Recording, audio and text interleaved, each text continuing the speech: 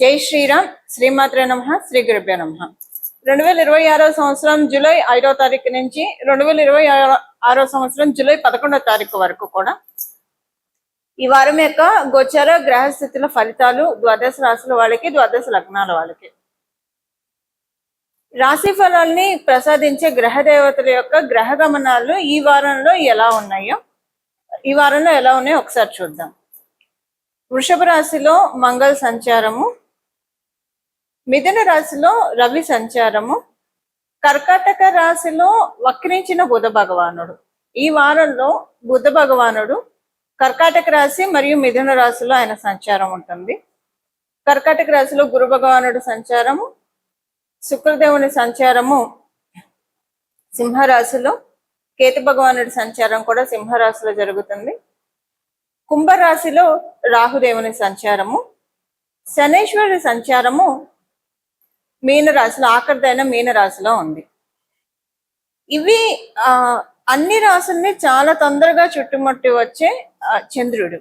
ఈ వారము ఆయన రాశి గమనాలు వచ్చేసేసి కుంభరాశి మొదలుకొని వృషభ రాశి వరకు ఆయన సంచారం ఉంటుంది. ఈ 4 రాశుల్లో, అంటే కుంభరాశి, మీనరాశి, మేషరాశి, వృషభ రాశుల్లో, ఈ 4 రాశుల్లో చంద్ర భగవానుడి సంచారం ఉంటుంది. ఇవి ఈ వారం యొక్క గోచారంలో ఉన్న గ్రహస్థితులు. ఈ గ్రహస్థితులను అనుసరించి ద్వాదశ రాశుల వాళ్ళకి, ద్వాదశ లగ్నాల వాళ్ళ ఫలితాలు తెలుసుకుందాము. ఫలితాలు తెలుసుకోవడానికి ముందుగా ఈ వారము గోచారంలో ఉన్న గ్రహస్థితుల్లో ఉన్న ప్రత్యేకాంశము అది కూడా ఒకసారి మనం చూద్దాం. బుధ భగవానుడు వక్రించి ఉండడమే ఈ వారం ఉన్న స్పెషల్. బుధ భగవానుడు వక్రగమనము కర్కాటక రాశిలో వక్రగమనము చాలా స్పెషల్ అంశము. అయితే కొన్ని రాశుల వాళ్ళకి ఇది చాలా మంచిది, కొన్ని రాశుల వాళ్ళకి ఇది పూర్తిగా అనుకూలం కాదు. ఏ రాశుల వాళ్ళకి మంచిది అంటే కర్కాటక రాశి వాళ్ళకి మంచిది, అలాగే ధను మీన రాశి వాళ్ళకి మంచిది. న్యూట్రల్ గా ఎవరికి ఉంటుంది అంటే బ్యాడ్ ఎఫెక్ట్స్ ఉండని రాశులు, కొంత గుడ్ ఎఫెక్ట్స్ ఉండే రాశులు మేషరాశి, వృశ్చిక రాశి వాళ్ళకి న్యూట్రల్ గా ఉంటుంది, కొంచెం గుడ్ కూడా ఉంటుంది. కానీ చాలా కొంచెం ఇబ్బంది కలిగే రాశులు వచ్చేసేసి మకర కుంభ రాశుల వాళ్ళకి కూడా న్యూట్రల్ కంటే కొంచెం దిగువన కొంచెం ఫలితాలు ఉంటాయి. ఇంకా వృషభ తుల రాశుల వాళ్ళకి ఈ గోచారంలో ఉన్న బుధ భగవానుడి యొక్క వక్రగమనము కొన్నిట్లో అంటే 50-50 అని చెప్పచ్చు. వృషభ తులారాశుల వాళ్ళకి, మకర కుంభరాశుల వాళ్ళకి రెండు 50-50గా ఉంటాయి. సింహరాశి వాళ్ళకి ఇది మంచిది, చాలా మంచి యోగంగా ఉంటుంది. ఇంకా బుధ భగవానుడు రాశులైన మిథున కన్యా రాశి వాళ్ళకి, కన్యా రాశి వాళ్ళకి, మిథున రాశి వాళ్ళకి ఇద్దరికి కూడా ఇది అనుకూలంగానే ఉంటుంది. సో విడివిడిగా మనం అసలు ఏ రాశుల వాళ్ళకి ఎలా ఉంటుంది అన్న విషయాన్ని ఇప్పుడు చూద్దాము.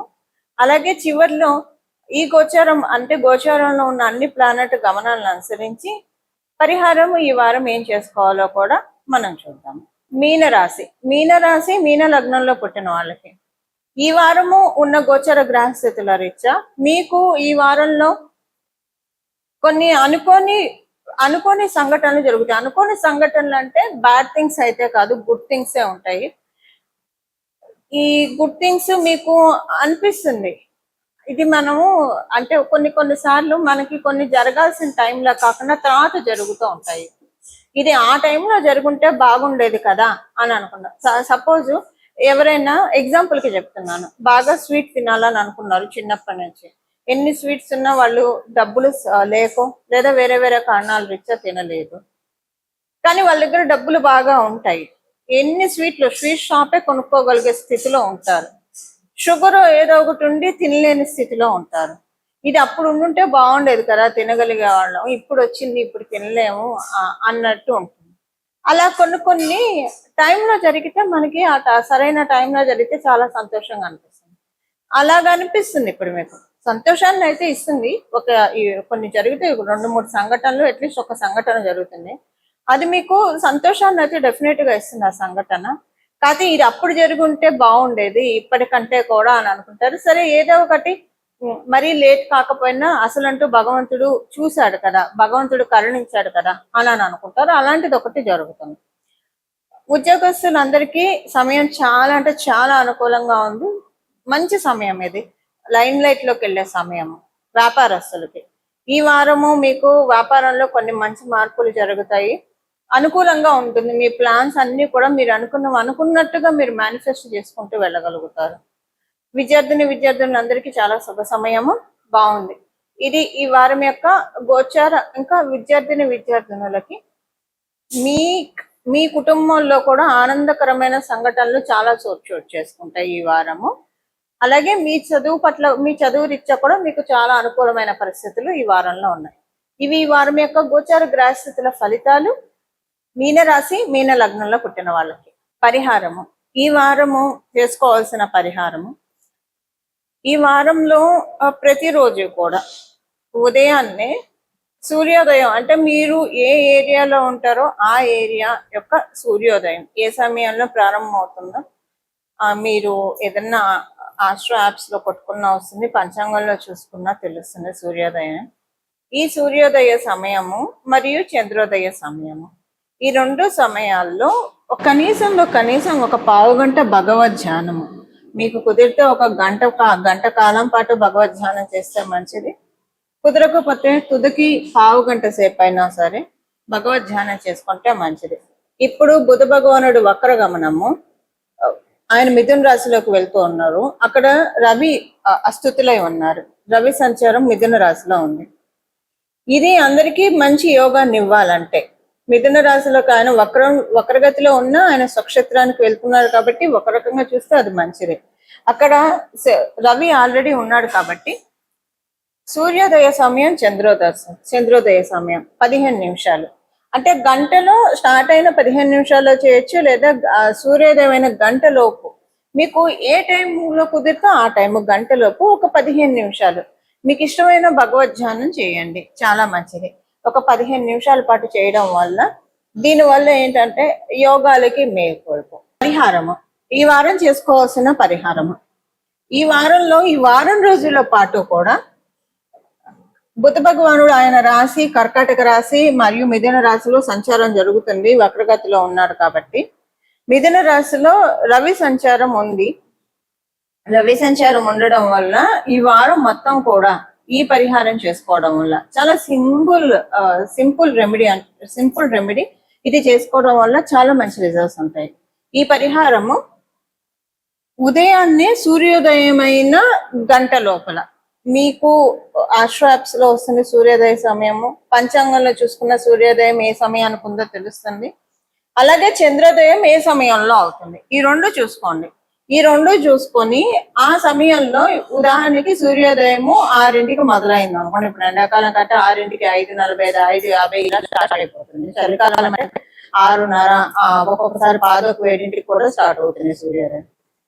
సో ఆ టైంలో ఒక గంట లోపల ఒక పావు గంట సేపు, మీకు కుదిరితే గంట సేపు లేదా ఒక పావు గంట సేపు మీకు ఇష్టమైన దేవత ఆరాధన ధ్యానం చేస్తే కనుక చాలా మంచి ఫలితాలు ఇస్తుంది. మీ జన్మ జాతకంలో బుధ బలం బాగోకపోతే this is the right time మీ బుధ బలాన్ని పెంపొందించుకోవడానికి. బుధ బలం కావాలి, ఎందుకంటే మనకి వెల్త్ సిగ్నిఫికేటర్, ప్రతి ఒక్కొక్క దానికి ఒక్కొక్క గ్రహం కారకత్వం వహిస్తుంది. వెల్త్ సిగ్నిఫికేటర్ లో వన్ ఆఫ్ ద ప్లానెట్ బుధ భగవానుడు. ఆయన ఇచ్చే వెల్త్ చాలా బాగా ఉంటుంది, బ్యూటిఫుల్ గా ఉంటుంది. అంటే ఇప్పుడు కొంతమందిని మనం చూస్తే కనుక, ఉదాహరణకి మనకి అందరికి అర్థమయ్యే ఎగ్జాంపుల్ చెప్తాను. సచిన్ టెండూల్కర్ గారిని తీసుకున్నాము. ఆయనకి బుధ బలం ఎంత బాగా ఉందంటే చూడండి ఎంత ప్రశాంతంగా ఉంటారు. ఆయన ఎక్కువ పోరాటాలు లేకుండా. అలాగే ఎంఎస్ ధోని గారు, వీళ్ళిద్దరూ కూడా బుధ బలం, అంటే ఎంఎస్ ధోని గారికి వేరే ప్లాన్ స్ట్రెంత్ కూడా ఉంది, బట్ సచిన్ టెండూల్కర్ గారికి బాగా బుధ బలం ఉంది. సో ప్రశాంతంగా ఆయన చాలా ఎర్లీ ఏజ్ లో క్రికెట్ లో ఎంటర్ అయ్యారు. ఇప్పుడు చాలా ప్రశాంతమైన జీవితం గడుపుతున్నారు. ఆయనకి ఎన్నో అవార్డ్స్ వచ్చాయి, రాజకీయాల్లో మంచి సముచిత స్థానం, గౌరవం దక్కింది. బుధ బలం బాగా ఉంటే అంత చక్కగా ఉంటుంది.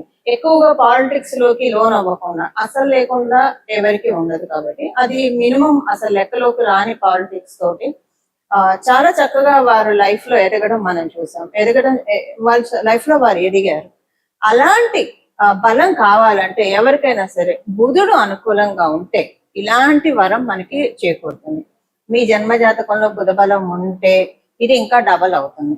బుధ బలం లేకపోతే ఇప్పుడు పెంచుకోవడానికి ఇది ఒక సదావకాశం. దీనికి చేయాల్సింది ఏమీ లేదు. సూర్యోదయం సమయంలో సూర్యోదయం అయిన 1 గంట సేపటి లోపల, చంద్రోదయం అయిన 1 గంట సేపటి లోపల పావు గంట అంటే 15 నిమిషాలు మీరు భగవద్ ధ్యానం చేసుకోవడం అంతే. అంతకు మించి ఏమీ అవసరం లేదు. చాలా చక్కటి బుధ బలాన్ని పెంపొందించుకోవడానికి ఇది భగవంతుడు మనకి ఇచ్చిన ఒక సదావకాశము. మీకు కుదిరితే గంట సేపు చేస్తే ఇంకా మంచిది.